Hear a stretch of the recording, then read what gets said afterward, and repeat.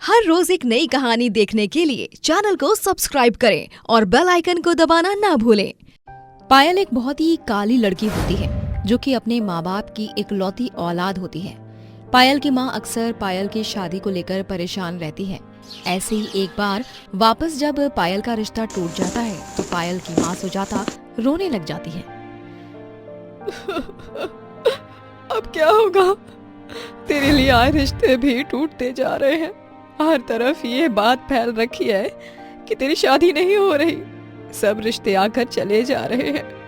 अगर ऐसा ही चलता रहा तो पता नहीं कैसे तेरी शादी होगी। माँ, आप इतना परेशान क्यों हो रही हो? अरे जब होनी होगी शादी तब हो जाएगी ना। अगर आप ऐसे ही परेशान रहोगी तब तो हो गई मेरी शादी।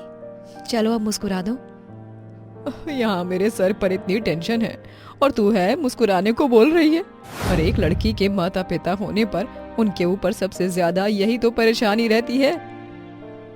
माँ, आपकी परेशानी बिल्कुल सही है अपनी जगह, लेकिन ये भी तो सच है ना, आज तक कभी किसी का भी परेशान रहकर भला हुआ है क्या जो अब होगा?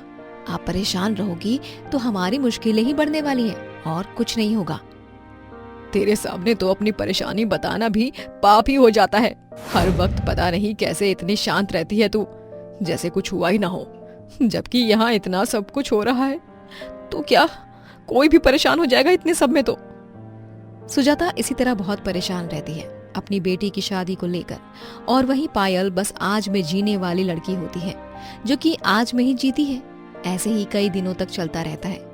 कुछ दिनों बाद पायल का रिश्ता एक अंकित नाम के लड़के से तय हो जाता है और सुजाता भी बहुत खुश हो जाती है। भगवान का शुक्र है कि समय रहते उन्होंने तेरा रिश्ता तय करवा दिया, वरना हमारा पता नहीं क्या होता। माँ, भगवान ने बस दिशा दिखाई है, उस दिशा पर आप ही चली हो ना मेरे लिए। और मैंने ये तो आपसे पहले ही कहा था कि जब शादी होनी होगी हो जाएगी।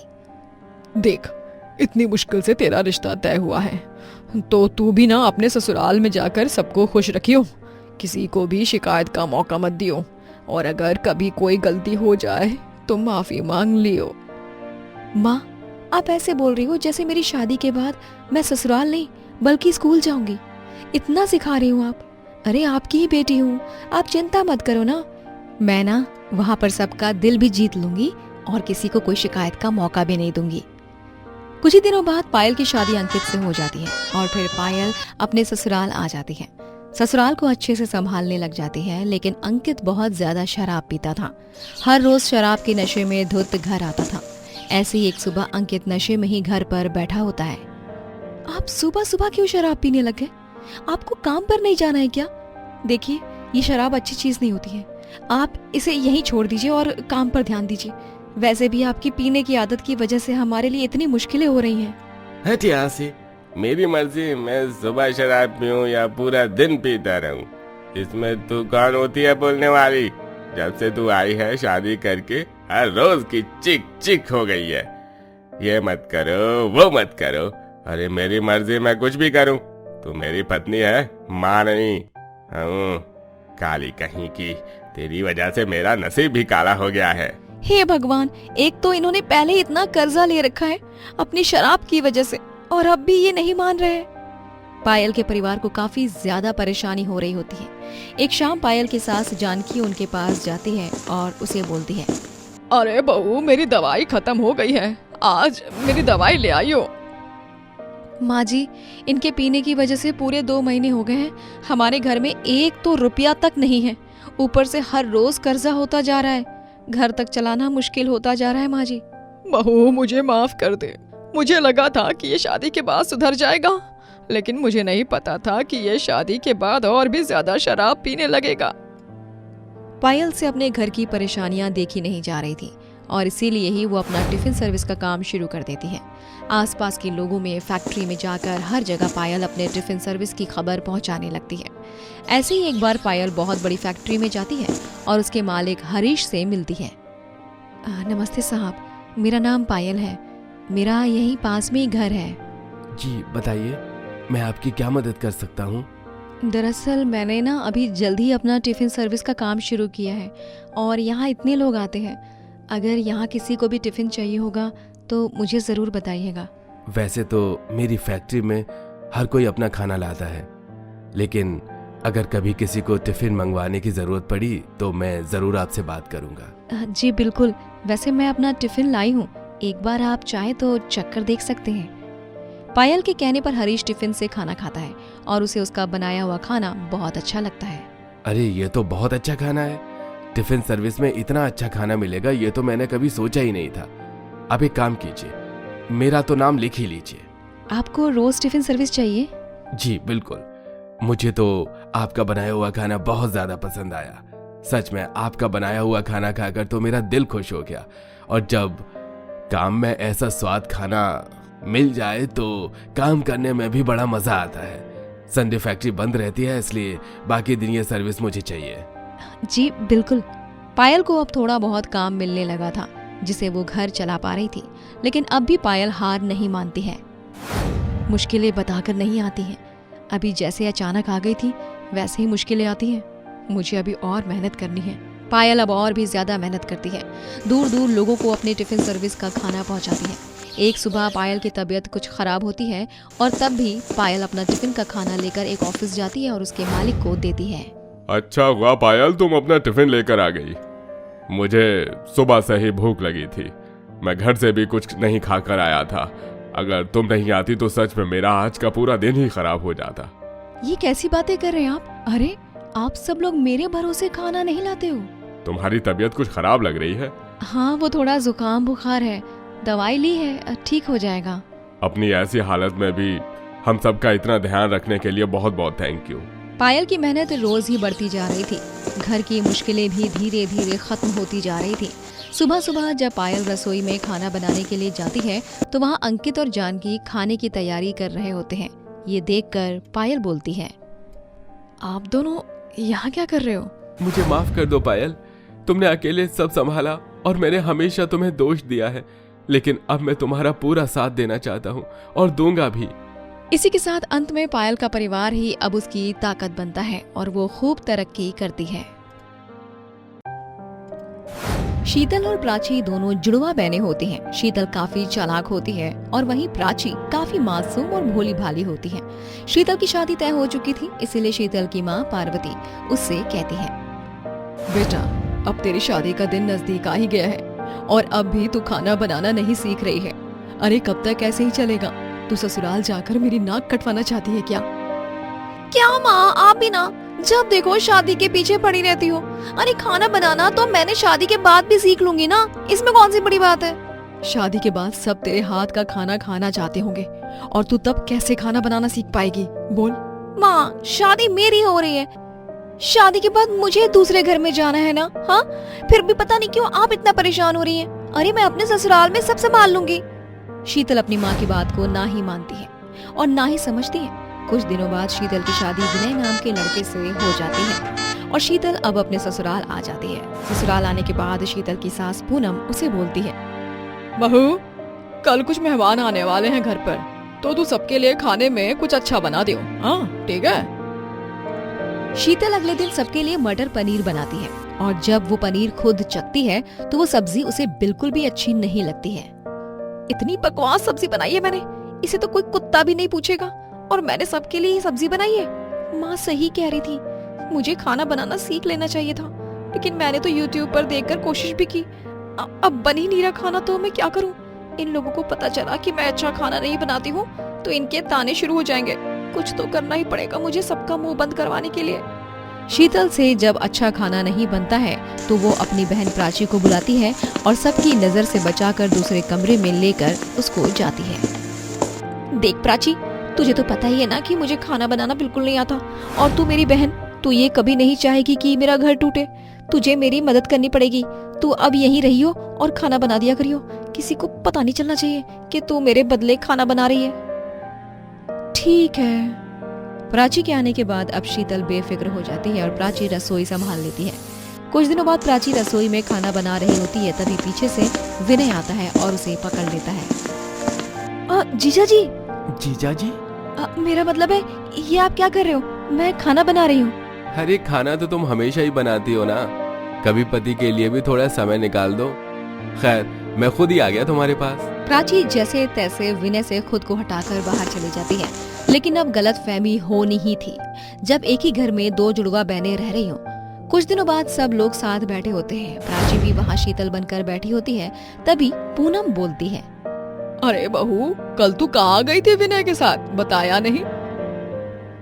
मुझे तो कुछ बताया ही नहीं शीतल ने, अब मैं क्या बोलूं इन्हें। बहू, अब इतना भी क्या शर्माना, बताना कहाँ गई थी? माँ जी, दरअसल कल हम यही चाट खाने गए थे। मेरी पसंद वाली जगह पर ले गए थे विनय मुझे। ये तुम क्या बोल रही हो? कल हम मूवी देखने गए थे और फिर डॉक्टर के पास। तुम तो ऐसे बोल रही हो जैसे भूल गई हो। यार, फिर शीतल की जगह तुम कोई और हो? नहीं, मैं ही शीतल हूँ। वो मुझे लगा कि हमें माँ जी को नहीं बताना है, बस इसीलिए मैंने झूठ बोल दिया।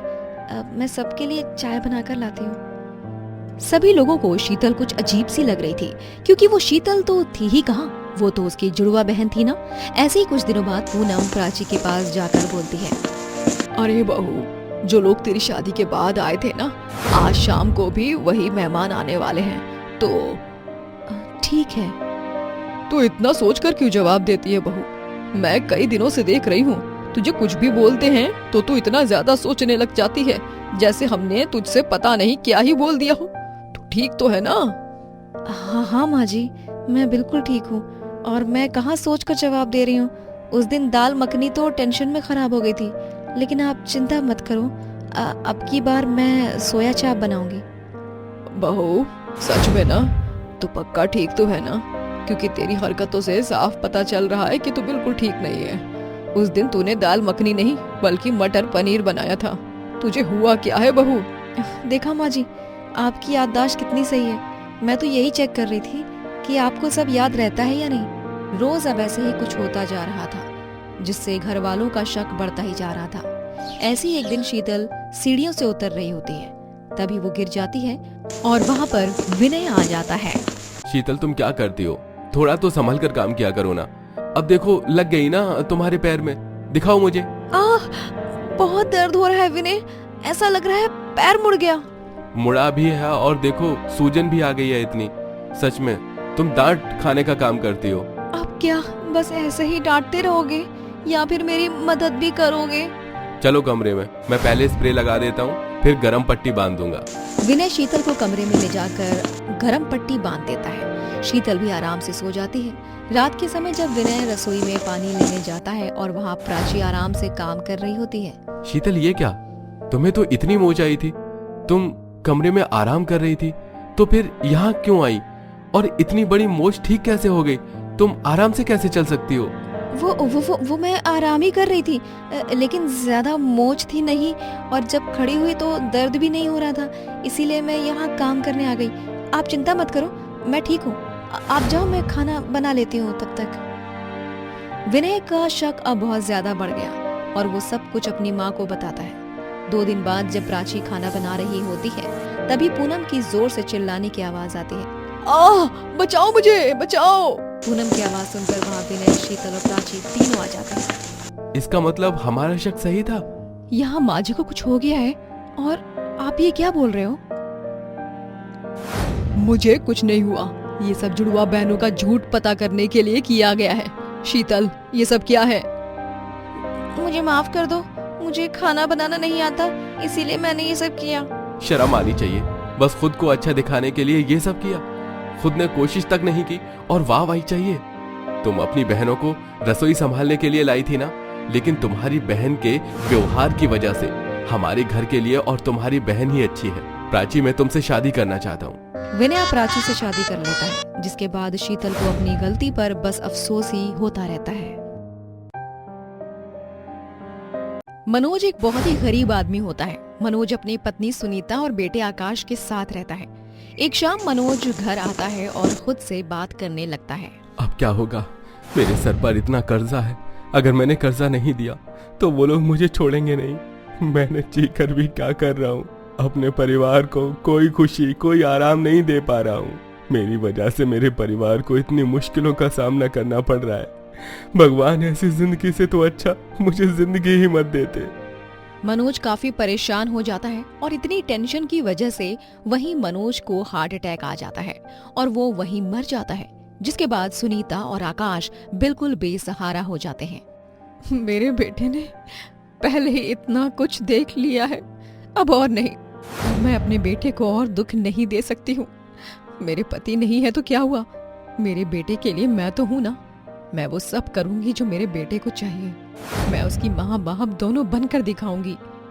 सुनीता अब लोगों के घरों में काम करने लगती है और आकाश स्कूल जाता है। एक दिन आकाश स्कूल में पढ़ाई कर रहा होता है, तभी उसकी क्लास का एक लड़का आयुष आकाश की किताब छीन लेता है। अगर तेरी किताब ऐसे फट गई फिर तू क्या करेगा? तू तो इतना गरीब है कि दोबारा किताब भी नहीं ले पाएगा ना। ओ, ये तो फट गई। चल कोई बात नहीं, तुझे वैसे भी नई किताब की क्या ही जरूरत है। तेरी माँ तो लोगों के घर में काम ही तो करती है ना, और तू भी आगे जाकर यही करने वाला है। अपनी माँ को बोल दियो कि घर पर टाइम से आए। अरे रोज का ही नाटक करती रहती है। वैसे जब तुम लोगों के पास पैसे ही नहीं है, स्कूल में तेरा क्या काम? अरे काम के लायक है भी कहाँ ये? देख लेना, आगे चलकर अपनी माँ की तरह लोगों के घर जाएगा और उनके घर के काम करेगा। हाँ, काम सबसे ही होते हैं। आप लोग मेरी माँ का काम का मजाक मत बनाओ। लो भाई, देख रहे हो ना सब लोग, ये अपनी माँ के काम को हमारे पापा के काम के बराबर कर रहा है। हाँ, अरे तुम जैसे गरीब लोग बस दूसरे के घर में उनका काम करने जाते हो। हम अमीर लोगों की तरह कोई अपना काम नहीं करते। आई बात समझ में?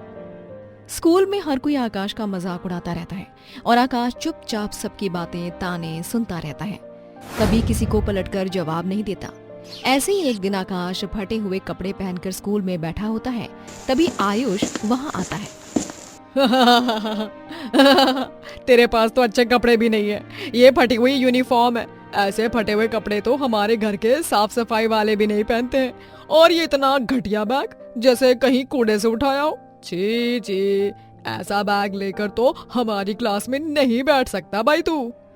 आयुष आकाश का बैग फेंक देता है। आकाश रोने लगता है, लेकिन फिर भी वो अपना दुख कभी किसी को नहीं बताता है।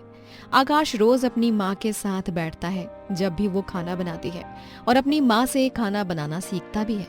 ऐसे ही एक दिन सुनीता के घर आते समय एक्सीडेंट हो जाता है और उस एक्सीडेंट में सुनीता का एक हाथ और एक पैर कट जाता है। बेटा, मुझे माफ कर दे। मैंने तेरे लिए कोई कभी कुछ भी अच्छा काम नहीं किया, बल्कि अब मैंने तेरी मुसीबतें और बढ़ा दी हैं। मैं तेरे ऊपर बोझ बन गई हूँ ना। माँ, आप ऐसे मत बोलो। आप ही तो हो मेरा सब कुछ। भगवान का शुक्र है कि आपको कुछ नहीं हुआ, वरना मेरा क्या होता। आकाश के ऊपर ही अब घर की जिम्मेदारी अपनी माँ की जिम्मेदारी आ गई होती है, और इसीलिए ही अब आकाश अपना एक ठेला लगाता है। और अब तक आकाश ने अपनी माँ से जो कुछ भी बनाना सीखा होता है वो वहीं उस ठेले पर बेचने लग जाता है।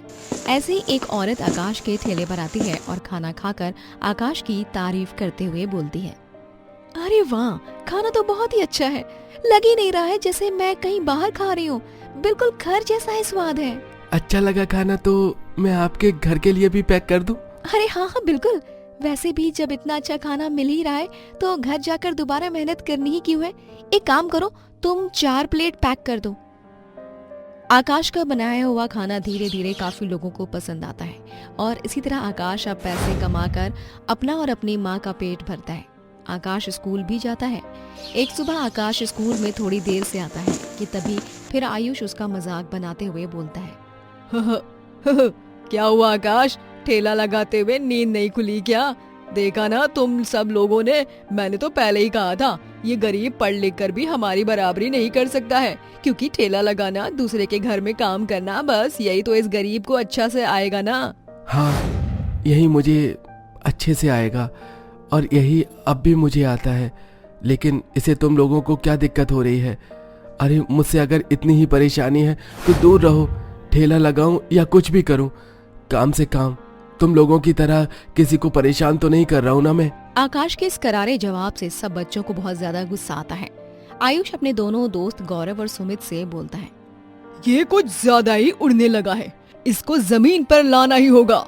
इसने मुझे जवाब दिया है ना, अब हम इसे ऐसा सबक सिखाएंगे कि अपनी जिंदगी में कभी भूल नहीं पाएगा ये। अब वो तीनों आकाश के ठेले पर जाते हैं और खाने में मरे हुए कॉकरोच में लाने लगते हैं, लेकिन तभी उन तीनों के पीछे मधुमक्खियां लग जाती हैं। ये क्या आयुष, यहाँ तो हम आकाश का काम खराब करने आए थे, लेकिन अब तो मुझे यही लगता है कि हमें यहाँ से जाना चाहिए। जब पहली बार तुमने कुछ सही सोचा है तो करते क्यों नहीं हो? अरे चलो यहाँ से जल्दी, वरना मधुमक्खियाँ हमें छोड़ने वाली नहीं है। आयुष और उसके दोनों दोस्त वहाँ से जाने लगते हैं, लेकिन मधुमक्खियाँ उनका हाल बेहाल कर देती हैं। पूरे शरीर में मधुमक्खी ने उन्हें काट लिया था। तुम लोगों के साथ हूँ इसलिए शायद मधुमक्खी मेरा पीछा नहीं छोड़ रही है। मैं तो भाग रहा हूँ अब। हाँ, मैं भी भाग रहा हूँ। अरे तुम दोनों मुझे मधुमक्खी के साथ अकेला छोड़कर कैसे जा सकते हो? रुको, मैं भी चलूंगा तुम्हारे साथ। तीनों लोग भागने लगते हैं और सीधा जाकर वो बड़े से पत्थर से टकरा जाते हैं और इसमें तीनों का ही पैर टूट जाता है। तीनों एक ही हॉस्पिटल के बिस्तर पर लेटे हुए होते हैं। हमारी मैम ने हमें पढ़ाया है कि बुरे का अंजाम हमेशा बुरा ही होता है, और वो मुझे अब समझ आया है। अगर हम आकाश को परेशान करने के लिए गए ही नहीं होते तो हम अपने पैरों पर तो चल पाते, स्कूल जा पाते, खेल कूद पाते। आज तो मुझे भी समझ आ गया कि हम कितना गलत थे और आकाश कितना सही। उसने कभी गलत नहीं किया किसी के साथ, और उसके साथ गलत हुआ भी नहीं। हाँ, और हमें हमारे बुरे काम की ही सजा मिली है।